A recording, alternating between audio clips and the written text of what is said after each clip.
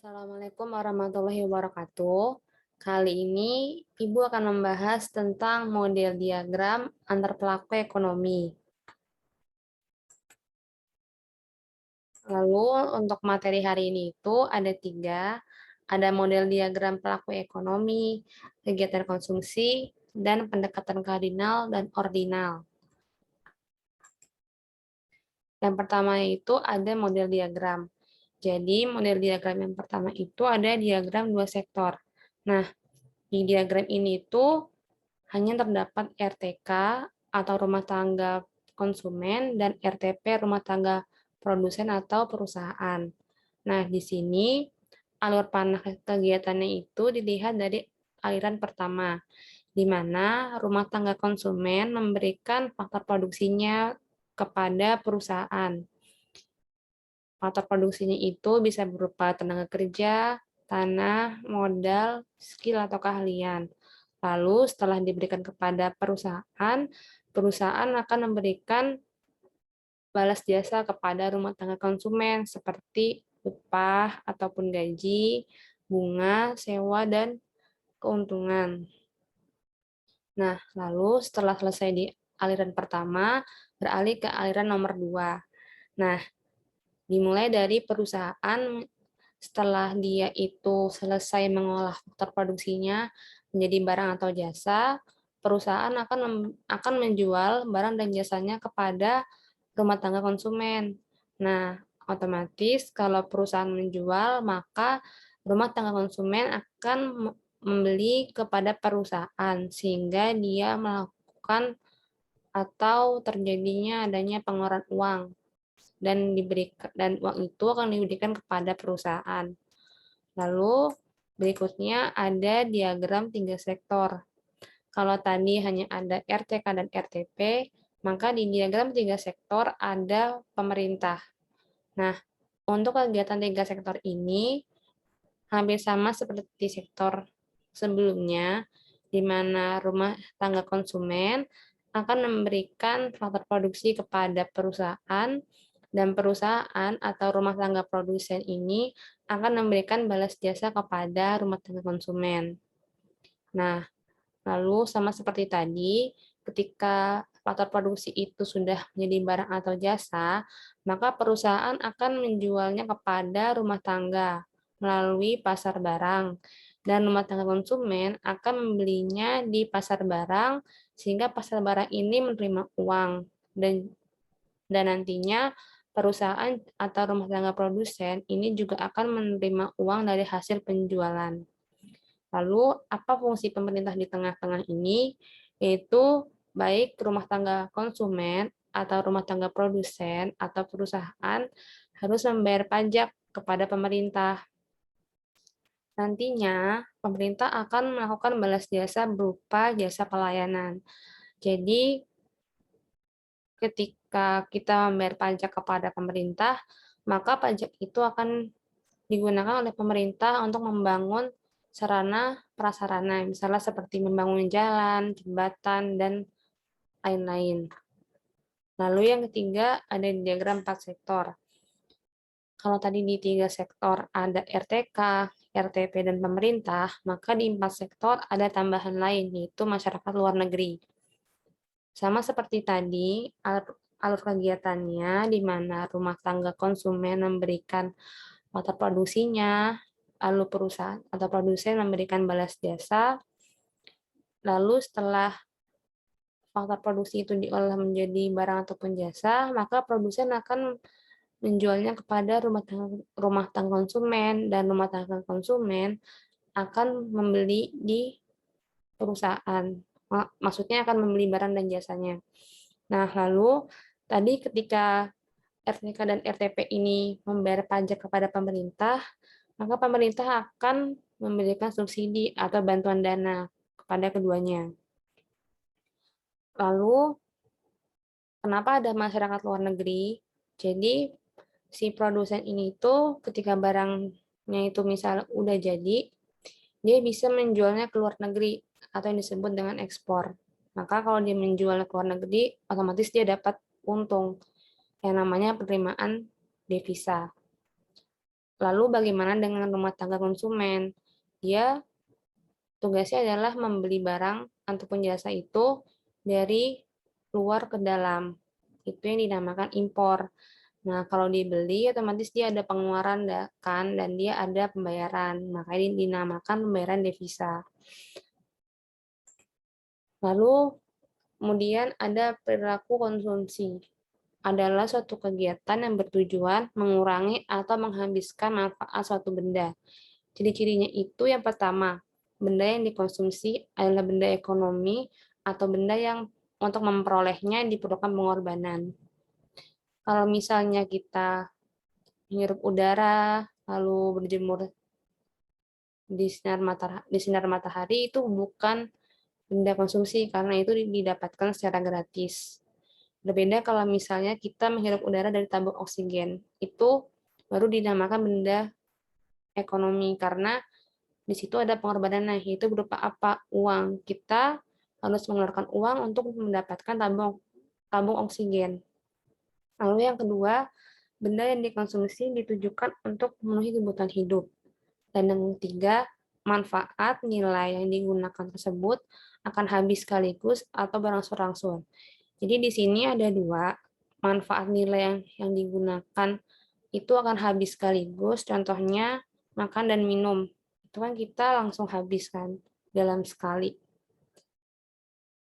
Lalu manfaat nilai barang misalnya yang secara berangsur-angsur akan habis, misalnya sepatu. Misalnya waktu kita beli sepatu itu manfaat nilainya itu masih bagus, atau dalam arti kata lain sepatunya itu masih bagus gitu. Tapi ketika kita udah memakainya secara berulang kali, maka lama-kelamaan sepatu itu pasti akan kotor, lalu akan berlubang, seperti itu.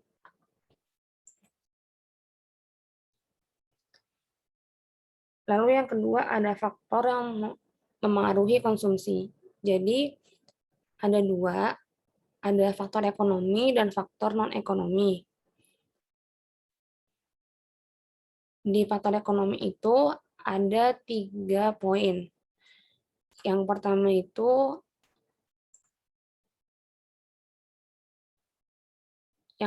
tingkat pendapatan. Jadi semakin tinggi tingkat pendapatan seseorang, maka jumlah benda atau jasa yang dikonsumsi akan semakin banyak.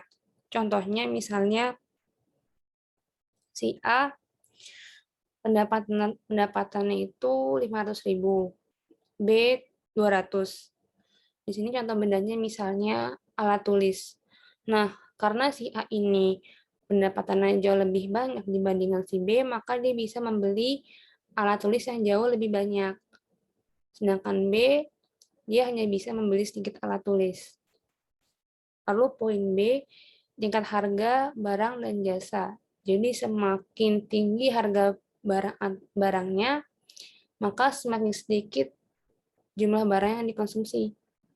Tapi kalau harganya semakin rendah, maka semakin banyak jumlah barang atau jasa yang dikonsumsi. Contohnya misalnya kalau kita belanja bulanan, kalau misal harga-harga barangnya pada mahal, otomatis kita hanya akan membeli sedikit.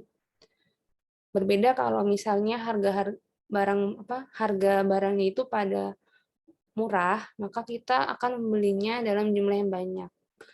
Lalu yang C itu ketersediaan barang dan jasa. Ini juga mempengaruhi konsumsi. Jadi, meskipun kita memiliki uang, tapi barang atau jasanya itu nggak ada atau tidak tersedia, maka kita nggak bisa melakukan konsumsi. Lalu yang kedua, faktor non-ekonomi. Yang A, jumlah tanggungan keluarga. Ibu kasih contoh misalnya ada rumah A dan rumah B. Di rumah A itu ada 5 orang. Di rumah B ada 8 orang. Nah, kalau misalnya jumlah tanggungan keluarganya jauh lebih banyak, maka benda yang dikonsumsi juga akan semakin banyak. Atau kebutuhan konsumsinya akan semakin banyak. Berbeda dengan rumah yang anggota keluarganya hanya sedikit. Tadi misalnya rumah A cuma 5, berarti kebutuhannya jauh lebih sedikit. Kayak gitu. Lalu yang B, tingkat pendidikan. semakin tinggi tingkat pendidikan, maka akan semakin beragam kebutuhannya. Contohnya, anak SD dengan SMA pasti kan kebutuhannya berbeda. Nah, seperti itu. Semoga sampai sini paham ya. Terus yang C, tempat tinggal. Misalnya, kebutuhan orang yang tinggal di daerah dingin pasti berbeda dengan orang yang tinggal di daerah panas. Nah, di teori perilaku konsumen ini ada yang namanya pendekatan kardinal. Pendekatan kardinal ini tuh dapat diukur dengan satuan tertentu, misalnya uang, jumlah, atau buah. Tapi yang perlu digarisbawahi adalah bahwa di dalam pendekatan itu atau pendekatan kardinal ada yang namanya hukum Gosen 1 dan hukum Gosen 2. Nah, yang pertama itu hukum Gosen 1. Bunyinya, bila jumlah barang yang dikonsumsi pada waktu tertentu dilakukan secara terus-menerus, maka rasa kepuasannya yang semula-mula tinggi, lama-kelamaan akan semakin menurun sampai akhirnya mencapai batas jenuh. Contohnya misalnya deh, Ibu kasih contoh di sini, kalau kita olahraga sepeda, pasti kan capek dan kita haus. Misalnya kita minum sampai 3 gelas. Nah, mungkin pada saat kita minum di 3 gelas itu, rasa haus itu sudah mulai hilang.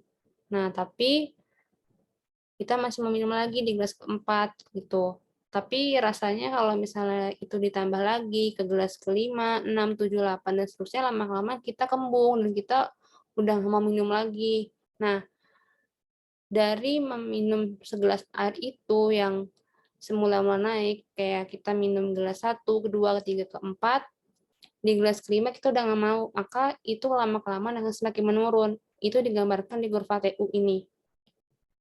Jadi ketika gelas kelima, lama-lama kurva ini turun. Artinya kepuasannya udah mulai berkurang. Lalu, hukum Gosen kedua, konsumen akan melakukan konsumsi sedemikian rupa sehingga nilai guna marginal setiap barang dan jasa yang dikonsumsi akan sama. Misalnya, seorang karyawan memiliki gaji 1 juta. Dia menerima gaji itu mendapatkan uang pecahan sebesar 100.000 sebanyak 10 lembar. Dia pasti juga mempunyai kebutuhan kan, kayak misalnya makan, minum, pakaian, biaya transportasi, dan lain-lain. Nah, dari gaji itu dia akan mengira-ngira kira-kira untuk pakaian berapa, sewa rumah berapa, biaya transportasi berapa, khusus berapa. Dan kalaupun dia masih punya uang lagi yang tersisa, maka dia akan digunakan untuk memenuhi kebutuhan lainnya. Nah, lalu yang terakhir nih ada pendekatan ordinal.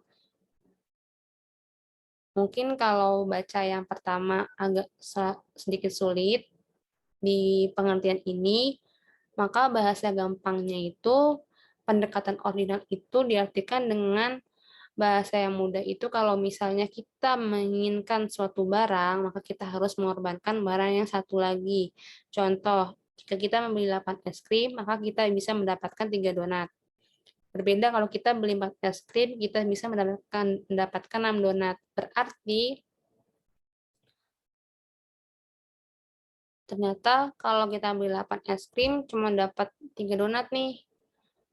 Cuma sedikit. Coba es krimnya dikurangin jadi 4. Ternyata bisa dapat 6 donat. Nah, dengan adanya pembelian es krim yang berkurang, itu dinamakan kita mengorbankan barang yang satu lagi demi menambah barang yang lain.